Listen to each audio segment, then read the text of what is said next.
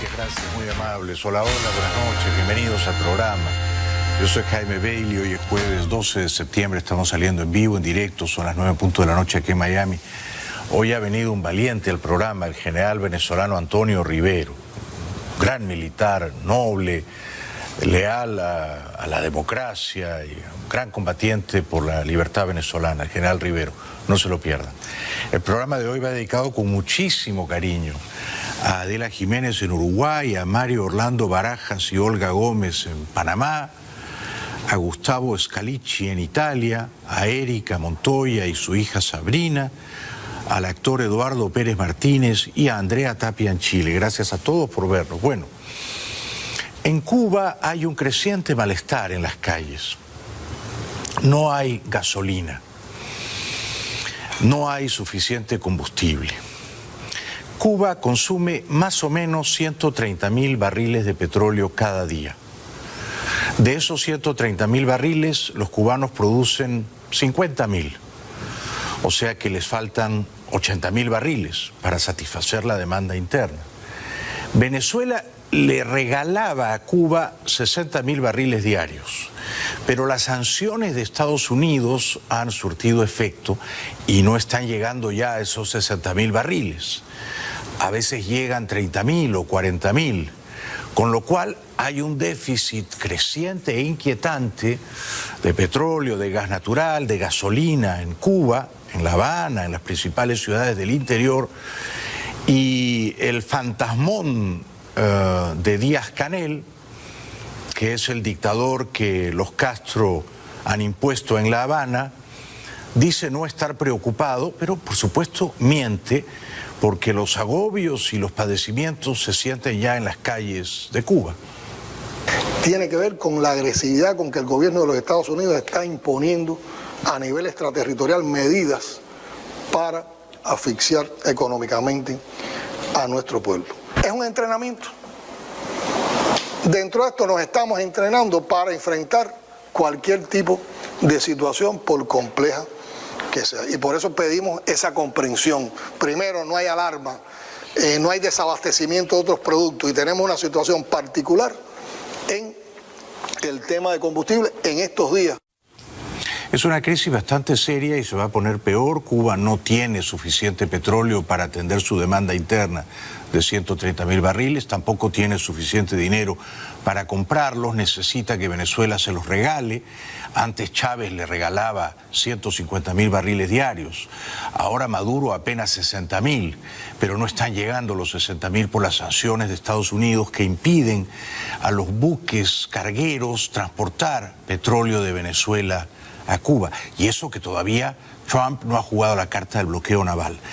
Díaz-Canel entonces, y en general la corrupta camarilla que usurpa el poder hace décadas en Cuba, están severamente preocupados. Se empeñan particularmente, y es lo que está muy relacionado con lo que vamos a tratar hoy, en tratar de impedir la llegada de combustible a Cuba, para evitar el arribo a puertos cubanos de los tanqueros. Para eso amenazan brutalmente a las navieras, a los gobiernos donde están registrados los barcos que tienen negocios con Cuba, y ese escenario nos obliga a aplicar oportunamente medidas coyunturales. Bueno, si se queja de esta manera y si lloriquea el autómata dictatorial, el robot autocrático de Díaz-Canel, es porque las sanciones de Trump están surtiendo efecto. Aplaudo entonces las sanciones, ruego sanciones aún más severas. Sería muy positivo que no llegara un solo barril de petróleo venezolano regalado a Cuba, ni uno solo. Téngase en cuenta además que la producción de petróleo de Venezuela se ha desplomado en 70% desde 2015. O sea, en los últimos 4 años, Venezuela ha visto caer su producción de petróleo en 70%. Históricamente está en el punto más bajo nunca antes registrado. Venezuela está produciendo solamente 700.000 barriles diarios. 700.000. Colombia este año ha superado a Venezuela. Colombia está produciendo 880.000 barriles diarios. De los 700.000 que muy a duras penas producen Maduro y Cabello, menuda pareja de incompetentes, El 10%, o poco menos, ¿no? 60.000 barriles son obsequiados dadivosamente a la dictadura de La Habana. En La Habana la gente se queja en las calles, no hay gasolina y por lo tanto hay menos unidades de transporte público circulando y la gente tiene que caminar y a veces las distancias son demasiado largas. Los efectos del desabastecimiento son ya evidentes en las calles de La Habana. La gente trata de subirse a los escasos autobuses urbanos que van desbordados y gran parte de las gasolineras están fuera de servicio. Sin transporte así no se puede ir a trabajar. ¿Cómo vamos a trabajar? Algunos alimentos hace tiempo que faltan y los problemas económicos se acumulan. Los cubanos rememoran con temor la crisis económica de los 90. Hubieron apagones, falta de comida, falta de transporte. ¿Estamos preparados para lo mismo o peor? Si Trump quiere asegurarse la reelección el próximo año, si quiere asegurarse el voto hispano, que es clave no solo en la Florida, pero también en otros estados como Carolina del Norte, haría bien en tratar de derribar a la longeva dictadura cubana. Y para eso solo tiene que impedir que siga llegando petróleo venezolano a Cuba, 60.000 barriles diarios, poco más o poco menos. Si priva a la dictadura cubana del petróleo regalado venezolano, puede ocurrir allí un incalculable levantamiento popular. La rebelión, la indignación, el malestar generales pueden desbordarse y quizá poner en jaque a la dictadura. Entre tanto, en Madrid, el militar venezolano Hugo Carvajal, apodado El Pollo Carvajal, que fue durante más de 10 años el jefe de la inteligencia del dictador extinto Hugo Chávez, el Rasputín de Chávez o el Montesinos de Chávez, que junto con Diosdado Cabello y otros altos generales venezolanos coordinaban el cartel de los soles, el cartel del narcotráfico. Carvajal, digo, que está detenido por la justicia española, dio hoy su testimonio. Pidió que no fuera extraditado a los Estados Unidos. Yo deseo lo contrario, que lo extraditen aquí a los Estados Unidos para que pueda ofrecer a la justicia de este gran país pruebas incriminatorias contra Maduro y Cabello respecto de tráfico de narcóticos ilegales. Este es un momento de la disertación de Hugo El Pollo Carvajal. Hoy este era el Rasputín de Chávez y ahora se aferra a quedarse en territorio español, temeroso de venir aquí a los Estados Unidos y ser juzgado por los tribunales de este país. España dirime la extradición de un ex jefe de la inteligencia chavista a Estados Unidos. La Fiscalía Española apoyó la entrega de Hugo Carvajal, acusado de narcotráfico por la justicia estadounidense. En una vista en la Audiencia Nacional Española, el ex general venezolano afirmó sentirse amenazado y denunció la inexistencia de pruebas a su favor. No voy a tener derecho a la defensa de ningún tipo. Promover pruebas tampoco, porque todos los que puedan atestiguar en mi contra están o sancionados y con la visa retirada en Venezuela. Otros están presos en México, otros están presos en Venezuela, otros están muertos, con el caso del presidente Chávez, que es el que me da las órdenes directas a mí. Chávez en efecto le daba órdenes a este Pollo Carvajal, no solo para que enviara masivamente cocaína a los Estados Unidos con la intención de envenenar a la gente de este país, era una forma de librar una guerra no convencional con lo que Chávez llamaba el imperio, pero también el propio Chávez, Diosdado Cabello, Tarek El Aizami, todos integrantes del Cartel de los Soles, coordinaban con Hugo El Pollo Carvajal, los envíos de cocaína a Europa, principalmente a través del norte de África. Carvajal dice que es inocente, no lo es en modo alguno. En la justicia de Estados Unidos no confío porque el solo hecho de que me hayan hecho lo que me hicieron es suficiente motivo. No voy a tener derecho a la defensa de ningún tipo. Son meras especulaciones que no tienen ningún tipo de asidero. Y con el tema de la FARC, del narcotráfico, ¿qué participación he tenido yo una sola vez en algún elemento de narcotráfico? Que me lo digan los Estados Unidos. Yo estoy aquí porque Estados Unidos sabía que yo venía para acá. Bueno, entre tanto, su jovencísima esposa Angélica, que en realidad parece su hija o hasta su nieta, obnubilada por el amor, claro está, como podríamos ensañarnos con ella, dice que el Pollo Carvajal no solo es inocente, sino casi un beato. Bueno, el amor enceguece, ¿no? Lo que quiero es que se demuestre la inocencia de mi marido porque es que es inocente. O sea, y la única forma, o sea, esto que estamos pasando es un proceso bastante duro y fuerte para la familia, pero estamos dispuestos a pasarlo si esto va a hacer que realmente se descubra toda la verdad del entramado que tiene Estados Unidos con Hugo Carvajal. ¿Qué tramo sería? Que todas las acusaciones son falsas, que fue un montaje de la DEA simplemente para llevárselo, para la información que él tiene, para derrocar al gobierno de Nicolás Maduro. No hay pruebas y no hay documentos que digan que mi marido ha cometido algún delito. O sea, no dicen lugar, fecha, dónde, todos son supuestos en un periodo súper largo y de verdad estamos confiados y bueno, mi marido lo ha manifestado muchas veces en sus declaraciones, él confía en la justicia española, porque mi marido se traslada de Venezuela para acá es buscando justicia. Querida Angélica, con todo respeto, su marido, Hugo El Pollo Carvajal, no es inocente.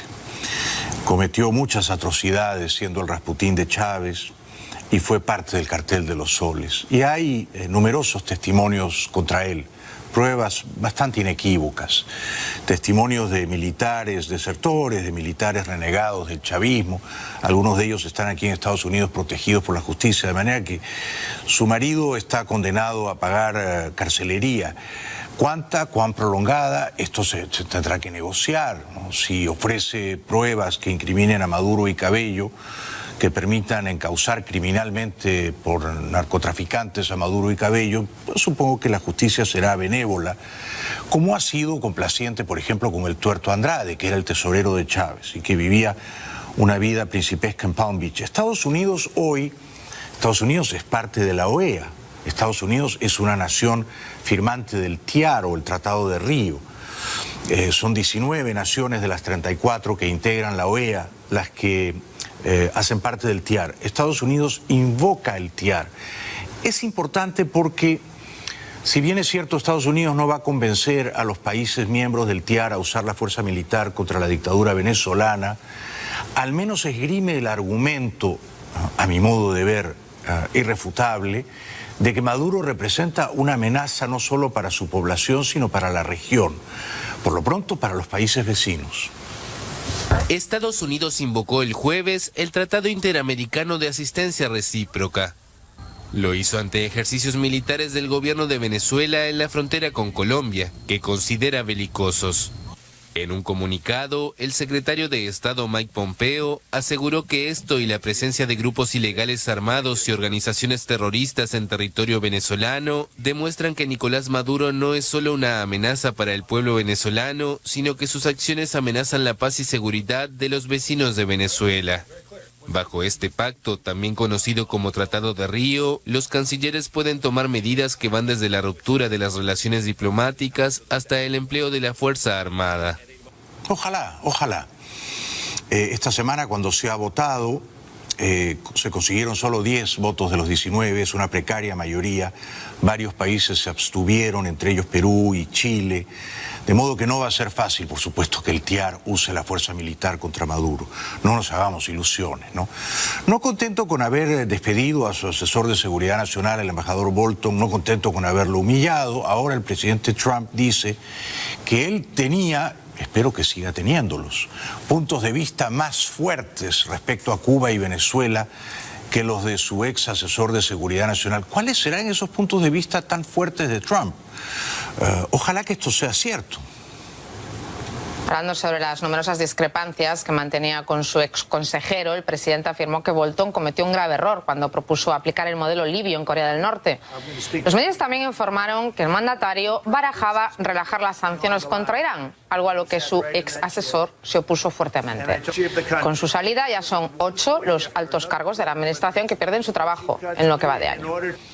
Bolton y Marco Rubio, sobre todo Marco, convencieron a Trump de reconocer a Maduro como presidente legítimo. Bolton persuadió a Trump de que él lograría un golpe militar en Venezuela. No lo consiguió y a los ojos de Trump fracasó y por eso lo han expectorado. ¿Cuál será el punto de vista más fuerte de Trump? Estamos todos a la expectativa, que nos lo demuestre. ¿Cuánto aplaudiríamos? ¿Con qué entusiasmo batiríamos palmas por Trump si tuviera las agallas y el coraje que tuvo Bush papá en diciembre del año 89 para derribar a la narcodictadura panameña del general Noriega y para desde entonces instalar una democracia estable de largos 30 años en Panamá? Desde Caracas, el ventrudo matón de Diosdado Cabello está, por supuesto, festejando la caída del embajador Bolton y dice que, citando a Enrique Capriles, nada menos que supuestamente el líder opositor, los boltonianos venezolanos están de luto. Bueno, yo no sé, yo pregunto cuál es la raya que se extralimitó, hasta dónde llegó que no le gustó al señor Trump. Es muy sospechoso eso. Son las contradicciones que tiene el tratamiento del tema de Venezuela. Ahora Bolton no solo fue el tema de Venezuela, es el tema de Irán, es el tema de Siria. O sea, Bolton iba a meter a Estados Unidos en una guerra mundial, acompañado por algunos que aquí se hacían ilusiones con Bolton. Yo sé que van a ser los boltonianos, ¿no fue que dijo el señor Capriles en estos días? Los boltonianos, ¿qué van a hacer? Deben estar de luto. Bueno, son zarandajas dichas por el demagogo de Cabello, ¿no? Bolton no quería una guerra mundial, ni siquiera quería una guerra en Venezuela. Él conspiró para que hubiera un golpe militar interno en Venezuela, ¿no? No era partidario de la invasión convencional con soldados en tierra. El dictador, el analfabeto, el cenutrio dictador Maduro, se ensaña viciosamente con la expresidenta Bachelet. Mentira de la Michelle Bachelet en su último informe sobre Venezuela, donde repite mentiras, mentiras y mentiras sin demostrar pruebas, sin comprobarlas, sin testimonio, sin nada. Miente Michelle Bachelet. ¿Por qué miente? Yo evalúo mucho la conducta de Michelle Bachelet. ¿Qué tiene Michelle Bachelet contra la revolución bolivariana? ¿Qué guarda ella contra nosotros? ¿Por qué su envidia? ¿Por qué su mezquindad? ¿Por qué su actitud negativa? Mientes, Michelle Bachelet. Arrepiéntete, Michelle Bachelet. Basta de mentiras. Bueno, es un matón pendenciero, ¿no?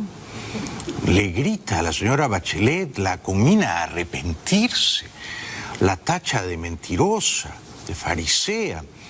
Bachelet ha dicho la verdad y se ha quedado bien corta, ¿eh? Su informe ha sido insuficiente, pero ha dicho que hay un escuadrón de la muerte en Venezuela, las FAES, que han asesinado a miles de opositores, miles, ¿no? Y por eso el dictador está furioso con ella, ¿no?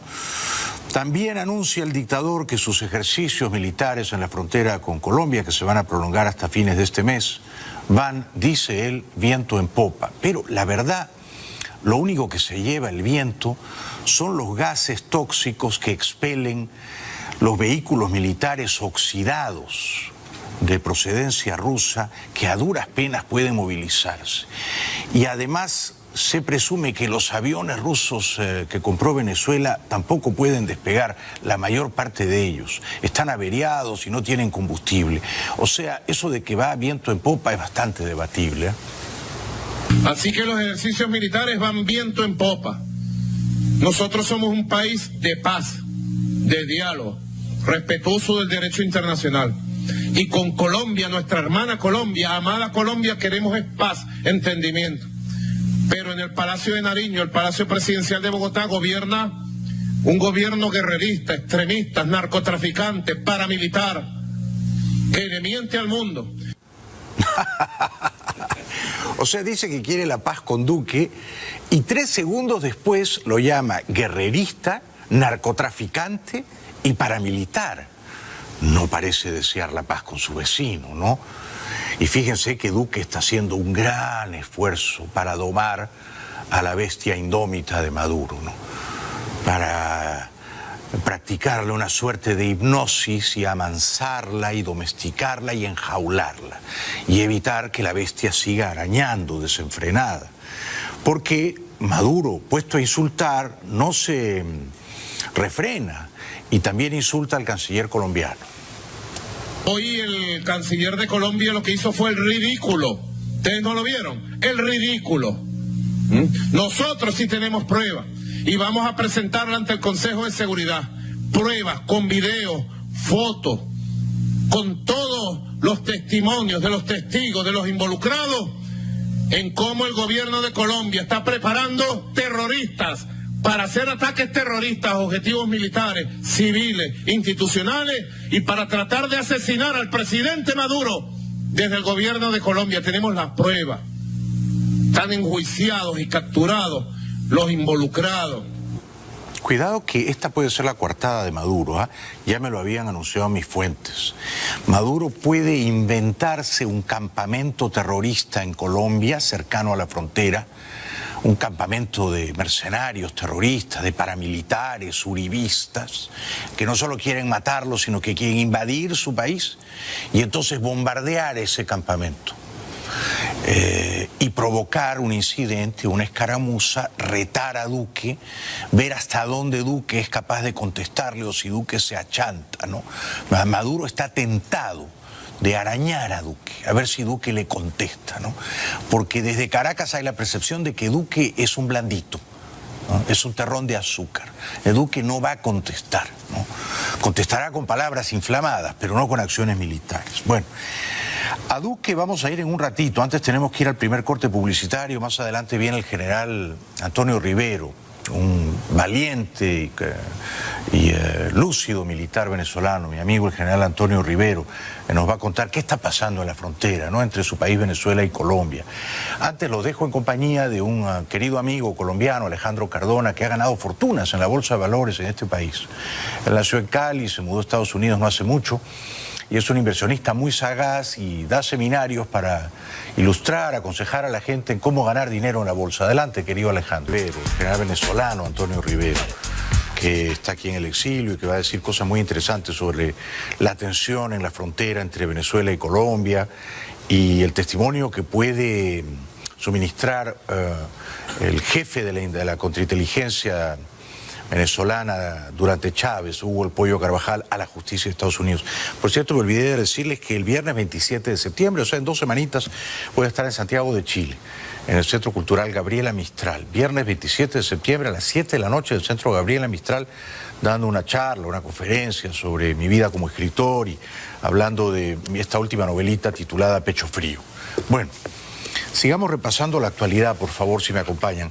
El jefe de las Fuerzas Armadas colombianas, el general Navarro, dijo que están en estado de máxima alerta ante las provocaciones, ante el obsceno despliegue militar que ha tendido en la frontera el dictador Maduro. Nosotros en lo relacionado con los ejercicios que está desarrollando el régimen venezolano, pues como lo hemos manifestado públicamente, pues estamos en una alerta especial, estamos en un seguimiento y continuamos protegiendo nuestras fronteras, porque en las fronteras de Colombia con Venezuela hay unos factores de economías ilícitas, grupos armados organizados que están delinquiendo en área de frontera, y tenemos que estar muy alerta y continuamos garantizando la protección de nuestros ciudadanos en frontera. En ningún momento ha habido ninguna afectación a la soberanía colombiana y esperamos que esos ejercicios no vayan a generar ningún problema con la seguridad de Colombia. Yo no estaría tan seguro, general. Por el momento no han ocurrido incidentes, pero Maduro está bastante tentado de protagonizarlo, ¿no? De cruzar la frontera, de enviar a un batallón, de ordenar a un regimiento que haga una tarea de vigilancia y exploración, o de tirar unas cuantas bombas ahí en supuestamente aplastando un campamento de mercenarios terroristas entrenados por el uribí. Estas son fabulaciones, patrañas que está maliciando la dictadura de Caracas. Es bueno que ustedes lo sepan, ¿no?, para que estén preparados. Porque el presidente Duque ve, yo creo, con bastante alarma la posibilidad de que Maduro pueda mover ficha y hackearlo, ¿no? Cruzar la frontera o tirar unas bombas o provocar una primera conflagración, una primera escaramuza. Por eso Duque endurece el tono contra Maduro y no solo lo llama dictador, sino el peor que ha tenido América Latina en mucho tiempo. El señor Nicolás Maduro es un dictador que está generando la peor crisis humanitaria y migratoria que haya visto América Latina. Cuando uno negocia, cuando uno dialoga, es para acercarse a la posición del otro y buscar puntos de encuentro. Nosotros somos un país que defiende la democracia, que defiende los valores de la Carta Democrática Interamericana. Y Nicolás Maduro es el enemigo de la democracia, es el enemigo de la Carta Democrática. Y además es una persona que está violando las propias normas de la Organización de Naciones Unidas cuando auspicia terroristas en su territorio. La gran pregunta es si Duque va a dar la orden de ir a buscar a los terroristas colombianos escondidos en Venezuela. Yo digo que no va a dar la orden, que la va a evitar prudentemente, ¿no? Pero a mí me parece que Duque tendría todo el derecho del mundo de ordenar intervenciones quirúrgicas, relámpagos, para capturar a los terroristas colombianos y traerlos de regreso a la justicia de su país. Duque dice que su gobierno defiende los ideales democráticos y por eso reconoce a Guaidó y da la batalla contra Maduro. Nosotros somos defensores de la democracia y de los valores democráticos. Y nosotros hemos reconocido al presidente Juan Guaidó como el presidente legítimo de Venezuela y a la Asamblea Nacional como el único órgano legítimo democrático que tiene ese país. Sobre esa base tenemos un excelente diálogo con el presidente Guaidó y con la Asamblea Nacional. Y nosotros hemos denunciado a la dictadura, como lo han hecho muchos países en el mundo. Y esto no es Colombia solo. Son más de 50 países los que han reconocido al presidente Guaidó y a la Asamblea Nacional. Son más de 50 países en el mundo entero que están pidiendo el fin de esa dictadura. Entonces nosotros nos mantenemos en esa posición, porque nosotros no estamos en el plan de agredir a nadie. Bueno, yo creo que sí se justificaría, señor presidente Duque, con todo respeto y con todo cariño, agredir a las bandas terroristas de las FARC, porque esas bandas terroristas le han declarado la guerra sin cuartel al Estado de Derecho que usted encabeza, que usted preside. Ya se rindió ese Estado de Derecho moralmente con el pérfido de Juan Manuel Santos. Ahora me parece que hay que ir a buscar a los terroristas de la FARC donde quiera que se encuentren. En los años 70 había bandas terroristas en Europa, usted recordará bien. No solo la ETA en España, no solo el IRA en Irlanda, también las Brigadas Rojas en Italia, las Baader-Meinhof en Alemania. Y cuando los terroristas se escapaban y se escondían en un país vecino, los gobiernos legítimos no vacilaban en ir a buscarlos donde quiera que se encontrasen, ¿no? Si había Brigadas Rojas italianos en Suiza, pues se metían y los buscaban ahí. Si había etarras en Francia, iba la policía de élite y los capturaba. Si los Baader-Meinhof se agazapaban en Polonia, el gobierno entonces de Bonn no dudaba en ir a capturarlos. Colombia tiene todo el derecho del mundo a la legítima defensa. La democracia tiene que saber defenderse, a ir a capturar a los terroristas de origen colombiano que ahora están agazapados, escondidos en madrigueras en Venezuela, protegidos por Maduro. Espero que su gobierno en ese sentido no vacile y aplique la mano dura que corresponde, señor presidente Duque. Duque dice que no van a callar ante las tropelías y los abusos de Maduro. Colombia no va a dejar de denunciar lo que está ocurriendo con esta dictadura, y es que esa dictadura está auspiciando a grupos terroristas en su territorio para atentar contra Colombia, como es el caso del ELN, o como también es claro los vínculos que tiene esa dictadura con alias Iván Márquez, con alias Romaña, con alias El Paisa, con alias Santrich, que los protege y los auspicia, y eso es violatorio del derecho internacional, es violatorio de la resolución 1373 de Naciones Unidas, y yo creo que la invitación respetuosa es a que las propias Naciones Unidas, sobre la evidencia que existe y además sobre el material que es absolutamente evidente, también pueda hacer respetar no solamente la carta de la organización, sino que también haga respetar la resolución. Y por eso se justifica plenamente, presidente Duque, que un cuerpo de élite militar, policial, colombiano, entre en Venezuela tantas veces sea necesario para dar de baja a los terroristas colombianos que suponen una amenaza no menor al Estado de Derecho colombiano, una amenaza no menor. A los terroristas hay que derrotarlos. La ETA se rindió 58 años después. Los Brigadas Rojas italianos, los Baader-Meinhof alemanes, hay que derrotarlos, militar y sobre todo moralmente. No hay que rendirse ante ellos, no hay que pactar con ellos y darles 10 bancas en el Congreso. Esa es una barbaridad que hizo el felón de Juan Manuel Santos.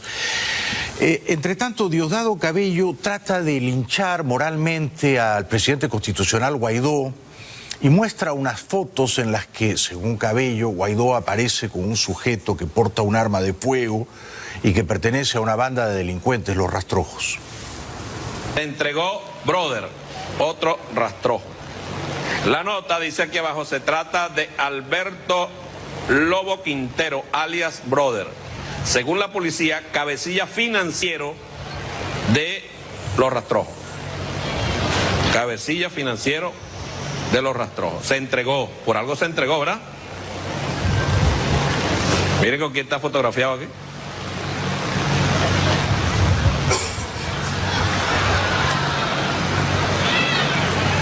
Miren lo que tiene aquí, una pistola. Si esa foto es cierta, es auténtica, si no ha sido trucada, y me permito dudar de la autenticidad, no sabemos su procedencia, su origen, no sabemos dónde y cuándo se tomó, ¿verdad? Luego Cabello muestra otra foto tratando de enlodar moralmente al presidente Guaidó, a quien llama Juanito Alimaña. Albeiro Lobo, alias el brother, jefe financiero de Los Rastrojos, con Juanito Alimaña. Ese mismo día, ya le voy a mostrar con quién se fotografió.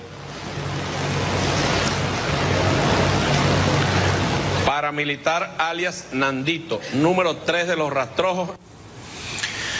Bueno, quizá las fotos son reales y quizá el presidente Guaidó no sabía quiénes eran esos muchachos que se le acercaron y se tomaron fotos con él, ¿no?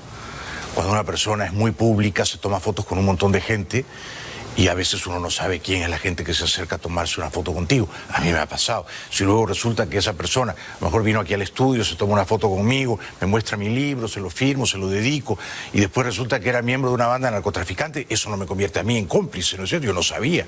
Así que yo salgo en defensa del honor de Guaidó. Luego, demostrando su oceánica ignorancia, el matón de Diosdado Cabello dice que Estados Unidos necesita el petróleo venezolano. Esta es una mentira del tamaño del Océano Pacífico. Yo quiero tempranito decirle al gobierno de Estados Unidos, los únicos que le garantizan a ustedes, señores imperialistas, señor Trump, petróleo para su país es la revolución bolivariana. Nadie más. La oposición no le garantiza, pero ni medio barril, ni un litro de petróleo. Ustedes han preferido hablar con ellos, no han querido hablar con nosotros, con nuestro presidente, el presidente electo por todos los venezolanos, que es el hermano presidente Nicolás Maduro.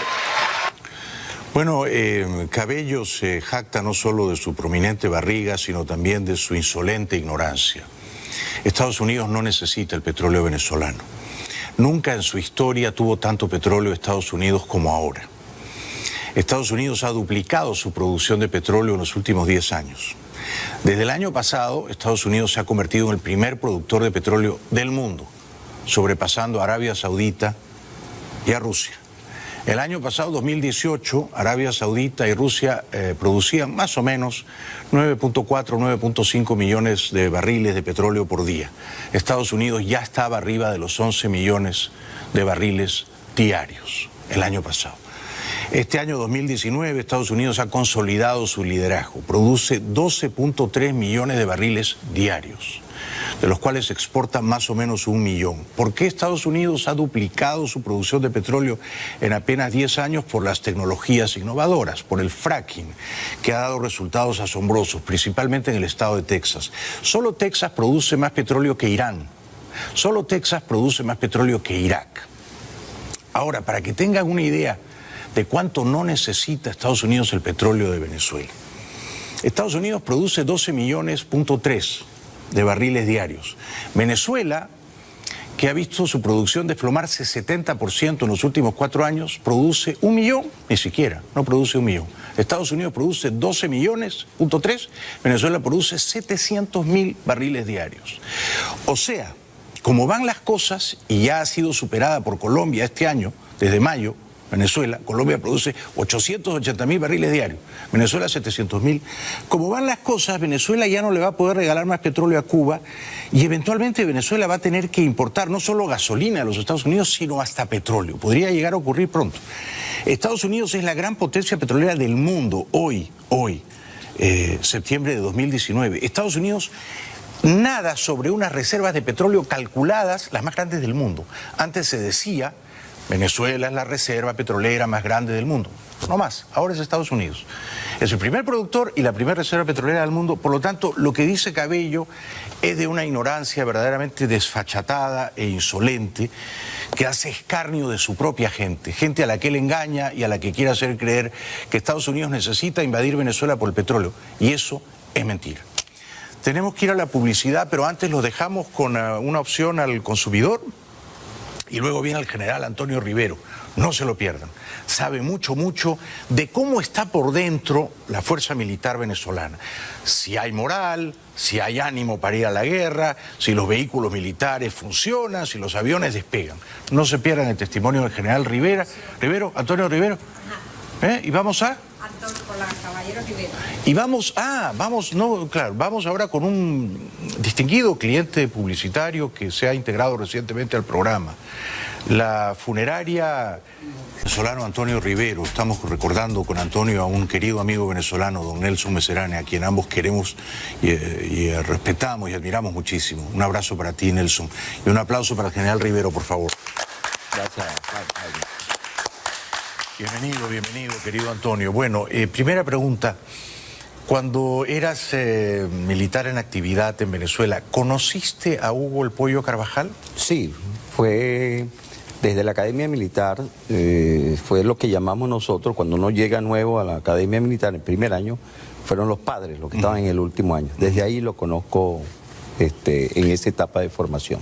¿Qué imagen tenía entre ustedes los militares? ¿Era querido o era más bien temido? No era ni querido ni temido, era una persona un tanto, como le decimos, agua, inoloro, incoloro, insaboro. O sea, un término medio bajo, sin mayor, digamos así, trascendencia desde el punto de vista del liderazgo. Pero tenía mucho poder como jefe de la inteligencia de Chávez. Ahí entramos en otra etapa.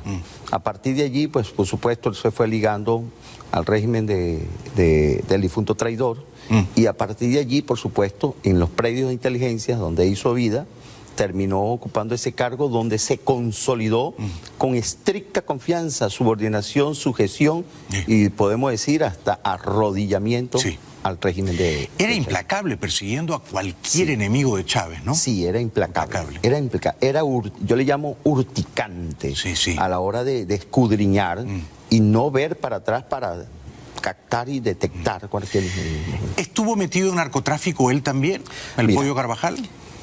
Para tener una idea de cómo se inicia el narcotráfico en Venezuela desde el punto de vista gubernamental o del régimen como tal, a raíz de la presencia de la FARC y del ELN en la frontera y de esos predios de narcotráfico, Chávez llega a un acuerdo en los primeros años con ellos para tratar de romper lo que era el delito de abigeato, robo de ganado, secuestro, que era la financiación de la guerrilla en Colombia principal. Y bajo esa amistad, bajo esa relación, antes de ganar Chávez, y posteriormente al llegar, encomienda al teniente coronel Urdaneta Hernández, jefe de la DC, y al jefe de inteligencia en momento, creo que hasta el general Poyoli, para reunirse y buscar conciliación con ellos y para él suplir las necesidades en dólares que ellos obtenían a través de estos delitos.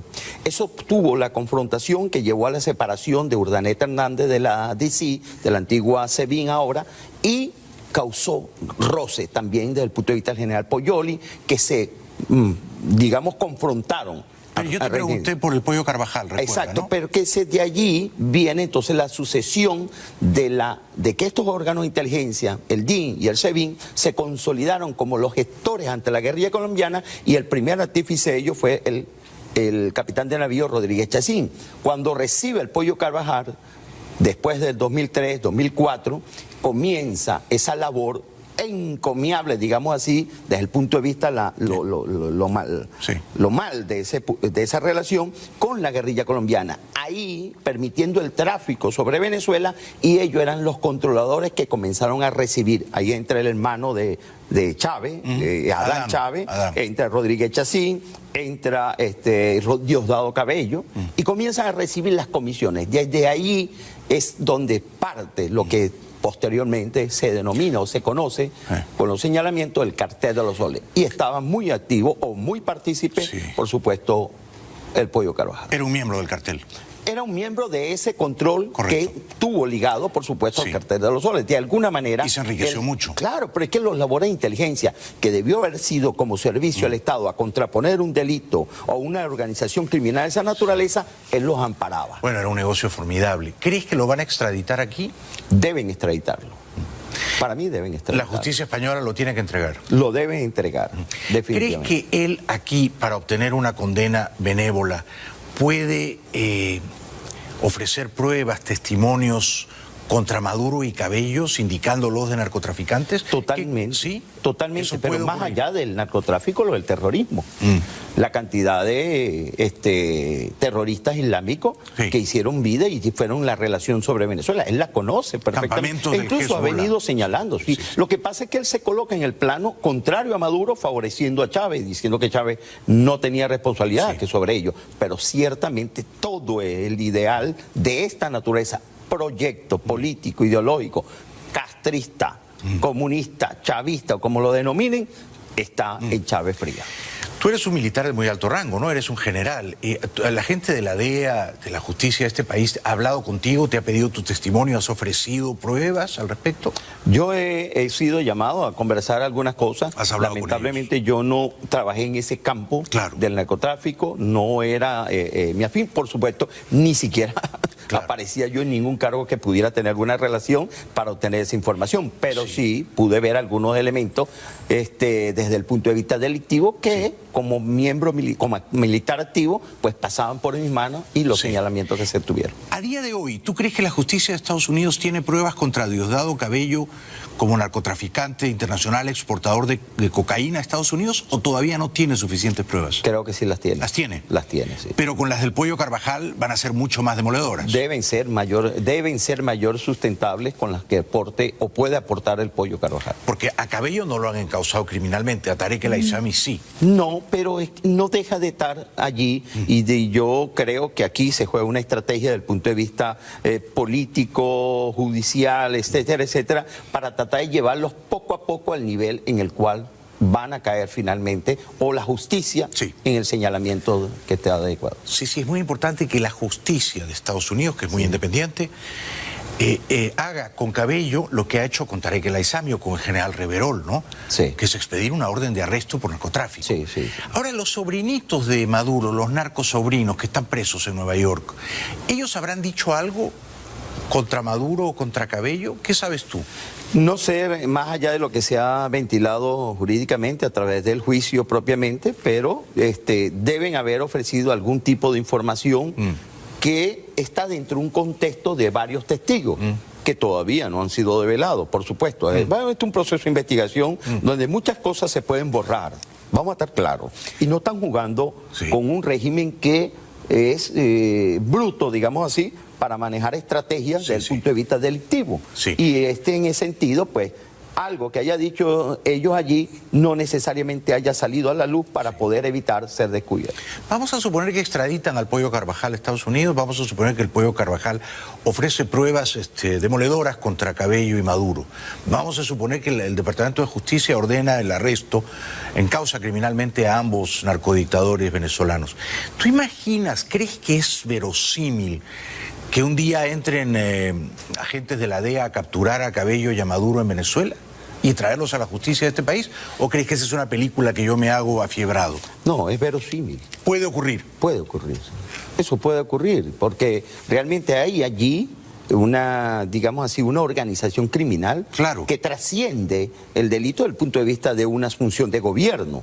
Está, digamos así, y yo particularmente pude escuchar de boca de miembros del gobierno, del régimen del difunto traidor en su momento y del propio Chávez, ¿qué importa que le llenen a los Estados Unidos de cocaína, de droga? Para nosotros es mejor desde el punto de vista. El imperio tiene que caer de cualquier manera y si le causamos esos efectos, pues vamos a hacerlo más débil. En ese sentido, Maduro, Cabello están emparentados con el cartel de Medellín, Pablo Escobar, recuerda Carlos Leder, que fue extraditado y que todavía está en prisión. Están emparentados con el Chapo. Están emparentados con todos los narcotraficantes latinoamericanos que han exportado toneladas de cocaína a Estados Unidos sin pensar que podían ser sometidos a la justicia de este país. Eso tendrá que ocurrir. Están emparentados con Manuel Antonio Noriega, que pactó con Pablo Escobar, ¿no es cierto? Sí, están emparentados con los carteles de Colombia, los carteles de México. En Venezuela, un general de mismo chavismo que apoya el régimen recientemente, el año pasado, en un programa admitió la siembra y la producción de coca en términos inmensos. Industriales. Industriales, sí. Incluso lo que ocurrió a principios de año, donde hubo unas acciones contra los campamentos, la producción de coca, que dijeron que lo descubrieron, fue una cuestión prácticamente obligada porque no pudieron evitar que esto se diera a la luz y, por supuesto, era obra de los carteles que están amparados por el régimen y, por supuesto, de estos carteles mencionados, mexicanos, colombianos y, por supuesto, dentro del orden de estos grupos, el ELN y la FARC. Antes de ir a la publicidad, a veces hay gente que me dice, pero Jaime, comprende que no es tan fácil entrar a Caracas y capturar a Cabello y a Maduro. No es tan fácil como entró el presidente Obama a Pakistán y dio de baja a Osama Bin Laden. Me dicen, si tú entras a Caracas, Maduro se esconde en Fuerte Tiuna, baja los búnkers subterráneos, tiene un cordón, un anillo de seguridad brutal. No es tan fácil romper ese cordón de seguridad, capturarlos y llevártelos. ¿O tú crees que sí es posible, tú que eres militar, una operación de esa naturaleza sería viable o estoy fantaseando? No, no fantasea, todo es factible. Hay debilidades, hay momentos. El día tiene 24 horas, 7 días a la semana. Y en todo ese tiempo se puede librar una batalla de una acción de comando para esa naturaleza. Ahora se tiene que ejecutar un plan profesional, una acción de comando impecable. Por supuesto. Como es lo mismo liberar a Venezuela. Claro. Venezuela es factible la liberación y bajo una acción conjunta. Yo planteo y tengo elementos de estrategia que se lo puedo decir a los Estados Unidos. Conozco mi país, conozco la interioridad de la Fuerza Armada. Sé dónde pueden estar factibilidades de apoyo y de acciones que contribuyan partiendo de la iniciativa del venezolano a liberar Venezuela. Y cómo a través de la R2P, el TIAR, se pueda esa conciliación de países intervenir en Venezuela, porque es un carácter obligatorio en los actuales momentos, dado la intransigencia de ceder el poder por la vía pacífica y que no lo van a hacer. Sobre eso te voy a preguntar después de la pausa. Vamos ahora a la publicidad, luego seguimos disfrutando del general Antonio Rivera. No sé si el verbo es disfrutando, porque estamos hablando de cosas muy tremendas, ¿no? Y en Venezuela se muere mucha gente cada día por falta de atención médica, por falta de alimentos, ¿no? Pero al menos nos está informando de la quemante gravedad de esa catástrofe humanitaria. ¿Hay algún cliente publicitario, no? Regresamos después de la pausa, bueno, con el corte comercial acostumbrado. Todos nuestros clientes publicitarios son bienvenidos, y estamos hablando, por supuesto, de su país, Venezuela. Antonio, ¿qué te parece a ti el despliegue de tropas que ha ordenado Maduro cerca de la frontera con Colombia, en una localidad venezolana llamada La Fría? ¿Crees que, digamos, a Maduro le sirve esto, amagar a una guerra o incluso atreverse a provocar un incidente en la frontera? ¿Qué crees que va a pasar? Mira, yo tengo dos lecturas de esto. La que se ve en pantalla, la que se muestra, y otra que no se está mostrando, ¿ok? Que es el fondo, o hay en el fondo de este ejercicio, que no es el primero, es el tercero este año. Es el tercero este año, ¿eh? Sí, es el tercero este año. Pero es el más ostentoso. Sí, es el más ostentoso, ciertamente. Mira, yo tengo en mi poder documentos de la orden de operaciones de ese ejercicio. Tengo las actividades que se llevan a cabo en las distintas partes de la frontera. Y te voy a decir, lo que está mostrado en ese, que se ve a todas luces, no es más que una pantallería. No tiene un ejercicio militar. Es un montaje. Es un montaje. Sí. Para mí es un montaje. Obvio, claro. Es tratar de traducir una fuerza que primero no existe, y segundo, una movilización militar a todas luces que tampoco deja ver la operatividad y la presta operación militar. Qué interesante. O sea, solamente es como muestra un helicóptero, unos vehículos, un sujeto en camuflaje. Hay actividades, lo que llaman ellos los GEDO, los grupos estructurados de delincuencia organizada. Sobre eso es que estás concentrado en obtener, en desmontar, que si embarcaciones, vehículos ilegales, que si hay municiones que no están registradas, que si hay armamento que no está registrado. En eso puntualmente, en atender a la población que está afectada de salud, en llevar comida, etc. Pero no están haciendo un entrenamiento militar. No están haciendo un entrenamiento de esa naturaleza condensado. Pero sí hay un ejercicio que están haciendo fundamentalmente por vía de ¿quién? De los rusos y de los chinos. ¿Y en qué consiste? Están probando el sistema misilístico, el sistema del CODA, el sistema de defensa antiaéreo. Ciertamente lo da.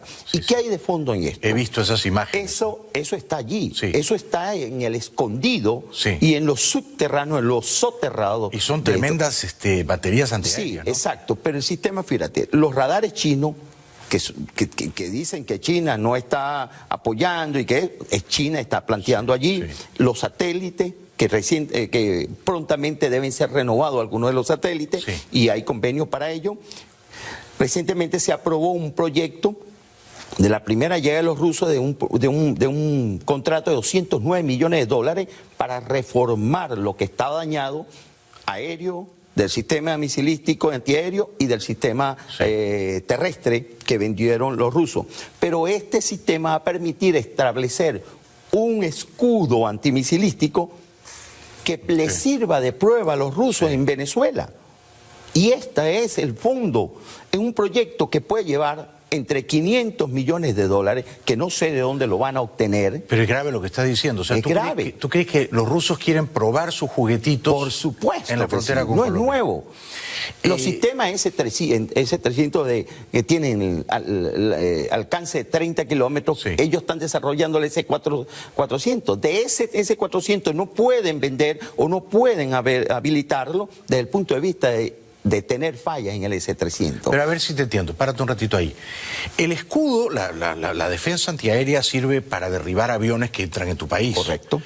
Entonces es eminentemente defensivo. Ahora bien, se puede usar también, quiero decir, esos cohetes, esos misiles, se pueden usar también no para derribar aviones, sino para agredir al vecino. No, no se puede. No.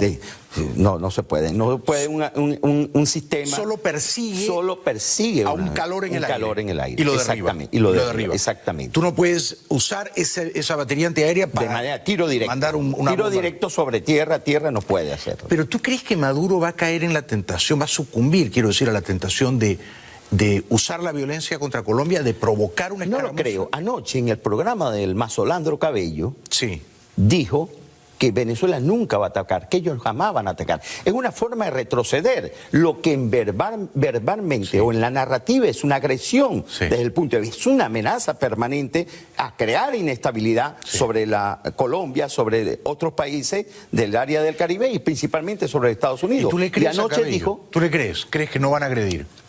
Le creo no porque no tengan la capacidad o porque no tengan la intención, sino porque ellos saben que cualquier eventualidad en estos momentos de salir no están en capacidad de poder responder. Y los rusos tampoco los van a apoyar de esa manera. Tú decías hace un ratito, la fuerza militar venezolana no existe. ¿Qué querías decir con eso? Quiero decir, los tanques funcionan, se movilizan, los aviones despegan, tienen combustible, o como me dice alguna gente, Venezuela compró 24 Sukhois, uno se cayó, quedaban 23. Bueno, de los 23 despegan 6, el resto está oxidado, averiado. ¿Eso es verdad? Está averiado, sí. Pero eso es verdad. Es verdad, pero precisamente te estoy diciendo que llegan los rusos a evaluar todo el sistema que le han vendido a Venezuela y el primer contrato que se firmó fueron de $209 millones, dicho por los Estados Unidos. Ya nosotros habíamos informado a través de nuestra fuente, de que ya se está firmando un contrato de esta naturaleza y ahora está expandiendo porque los rusos, por supuesto, no quedan bien que un sistema no funcione en caso de una intervención y que tengan que emplearse. ¿Cuántos Sukhoi están en capacidad operativa? De acuerdo a la información que yo tengo, son solamente 5 Sukhoi. 5, a mí me dijeron 6. Sukhoi. ¿Y el resto por qué no despega? Pero porque tienen problemas, unos de avería de sistemas electrónicos y otros porque realmente nada siempre va a haber en Venezuela. No hay operativa. ¿Y por qué esto no puede en los actuales momentos? Si ellos lanzan algo o dan la iniciativa de un ataque, por supuesto la respuesta es bestial, digámoslo así. O sea, en este momento Colombia tiene una superioridad. Por supuesto que la tiene, pero funcionalmente cuando le dicen los Estados Unidos que cualquier ataque, si te metes con Colombia, te metes con Estados Unidos. Después está la OTAN desde el punto de vista de respaldo de esa naturaleza. Y, por supuesto, con el avar o la, digamos así, la causa de que existen las fuerzas del Ejército de Liberación Nacional y de la FARC en Venezuela y que se constituye una fuerza de agresión directa sobre Colombia igualmente. Pero no subestimemos la infinita idiotez de Maduro. No la subestimo. Maduro, de ninguna manera. Maduro está siempre, digamos, agitando la idea de que él es un héroe, que va a salvar a la patria, que va a entregar la vida, que Duque lo lleva a una guerra con la oligarquía colombiana. Es decir, todos estos son chiflados que se creen herederos, discípulos de Bolívar y quieren jugar a la guerra. Sí, pero se han insertado y han sido favorecidos y avalados por un gobierno de Putin, por La Habana, que los tiene encangrejados allí, por supuesto Turquía, Irán, China, igualmente, bajo los sistemas que están empleando. Nunca subestimo a esta gente, no se puede subestimar, pero hay que saber conocer la realidad para poder organizar y planificar y señalar de qué manera se puede contraponer esto.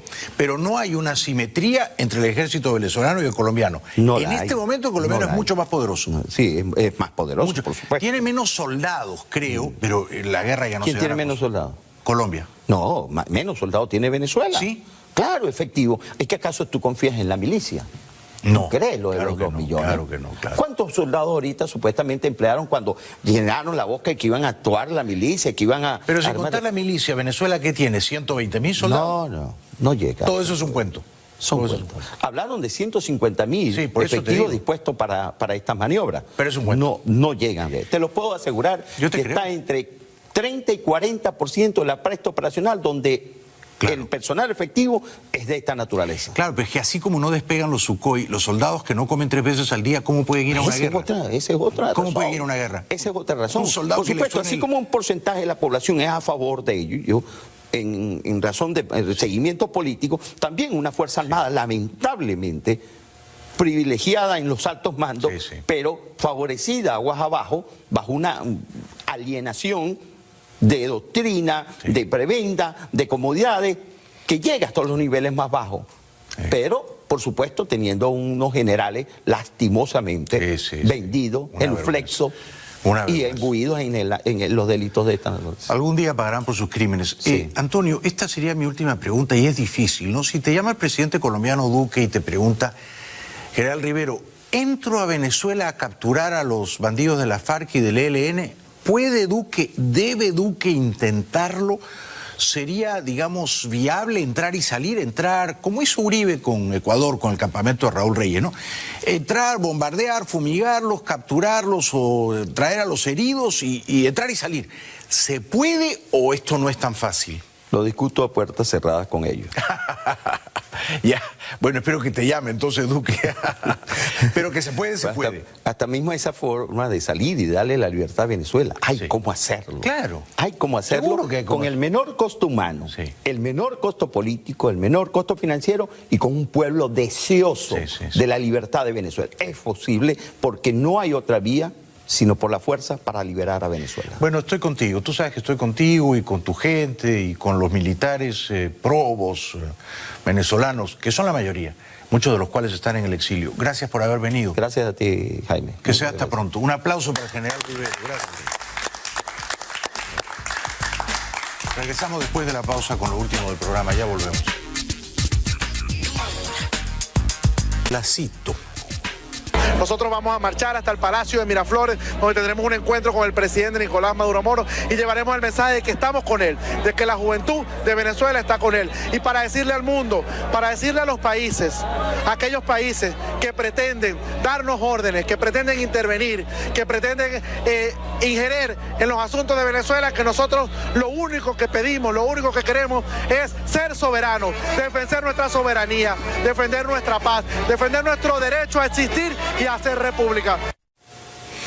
Estimado rollizo Nicolásito, no se dice ingerir, no existe el verbo ingerir.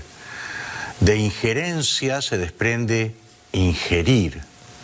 Ingerir, que es meter una cosa en otra o entrometerse. Ingerir, no ingerir. Este ha resultado, por lo visto, tan estulto como el papá. Son un par de guerrilleros, ponen dinamita en la lengua española. Bueno, se transmite esto en los genes, ¿no? La señora italiana Federica Mogherini, de visita en Bogotá, pide diálogo en Venezuela. La jefa de la diplomacia europea, Federica Mogherini, hizo un llamado el miércoles a retomar el diálogo para resolver la crisis venezolana.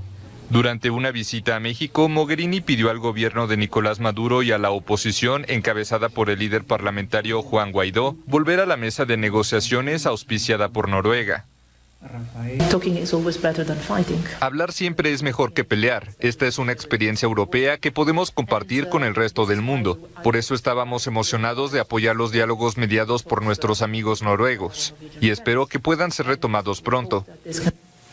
Eso no era todavía en Bogotá, era en Ciudad de México. En Ginebra, Suiza, el canciller, el papanatas, el canciller venezolano Arreaza, lloriquea ante lo que ellos llaman el imperio.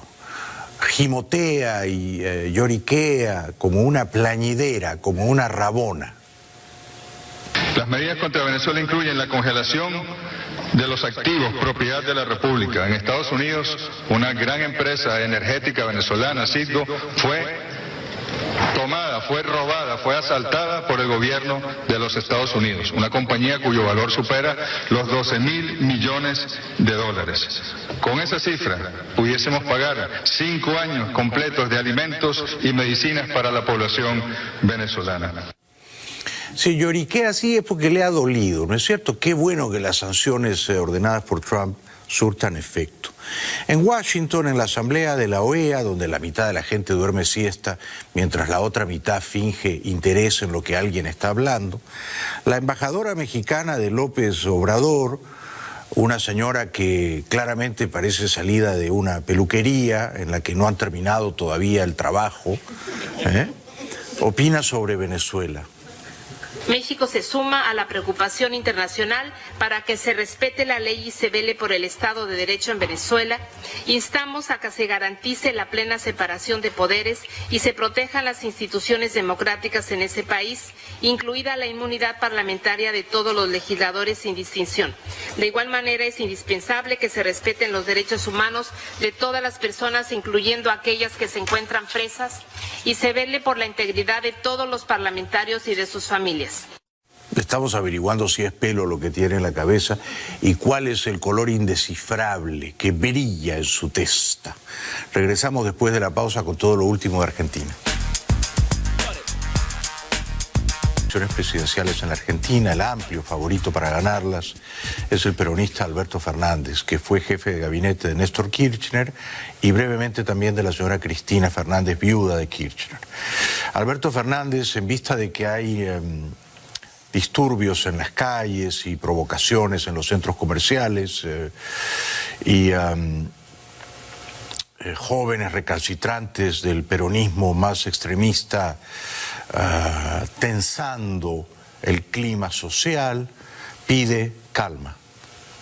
Le pido a los argentinos no perdamos la calma. Todos sabemos que estamos en una situación difícil y todos sabemos la justicia de los reclamos, pero todos tenemos que saber también que debemos intentar que no compliquemos más el escenario difícil que tenemos. Hay que ocuparse de una Argentina donde la pobreza ha aumentado enormemente y donde el hambre ha alcanzado a varios sectores de la Argentina. Si el presidente está dispuesto a corregir las partidas presupuestarias necesarias para que la alimentación llegue a todos los argentinos, bienvenido sea. Bueno, Fernández en otro momento de su disertación pidió redoblar la serenidad para que los propensos a la violencia no prevalezcan en las calles.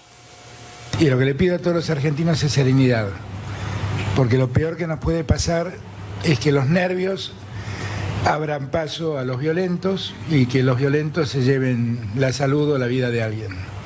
Evitemos estar en las calles, evitemos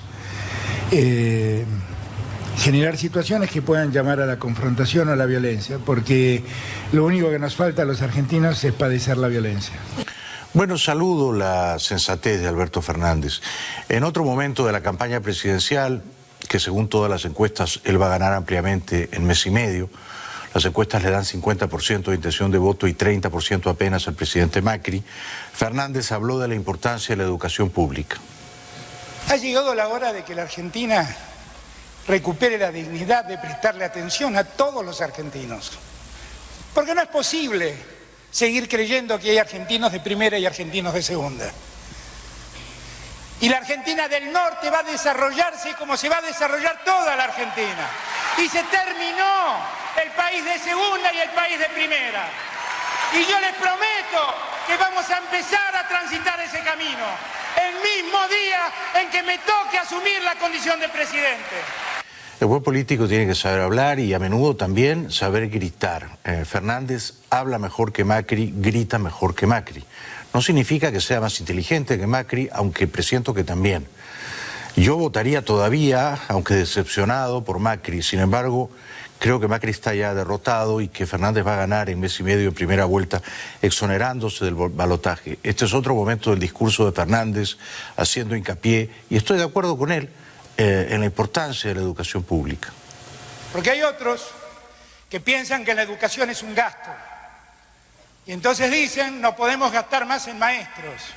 Y a esos hay que decirles que la educación es una inversión a futuro. Que en verdad estamos invirtiendo para tener una mejor sociedad, con mejor gente, con mejores ciudadanos. Hay gente que cree que algunos tienen la suerte de ir a la escuela privada y otros tienen la desgracia de caer en la escuela pública. Miren, yo tuve la suerte de caer en la escuela pública, de caer en la educación pública, de haberme cultivado con maestros de la educación pública y voy a seguir trabajando para que todos los chicos de mi país tengan educación pública. Habla como si hubiera ganado, ya gobierna y en cambio Macri, la verdad, parece apesadumbrado, pero juzgan ustedes. En esta semana los argentinos estamos viviendo un clima de incertidumbre a partir del resultado de las PASO, que generó un impacto político pero también económico, ¿no? Una mayor devaluación, la bolsa, el riesgo país, y eso impacta por supuesto en la macro y en los precios. Y sobre todo, lamentablemente, genera un impacto en el bolsillo de muchas familias, las que a la vez se les hace cada vez más difícil llegar a fin de mes. Y donde más golpea esta situación claramente es en la mesa de los argentinos. Regresamos después de la pausa. Audiencia que tenemos, gracias de corazón, gracias a este público tan lindo y tan cariñoso. Nos vemos mañana viernes, manejen con cuidado. Buenas noches, chao, chao.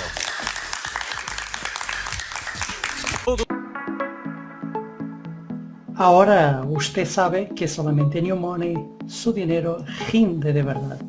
Paquetes de 50, 100, 500 y $1000 rinde 15% al mes por 18 meses.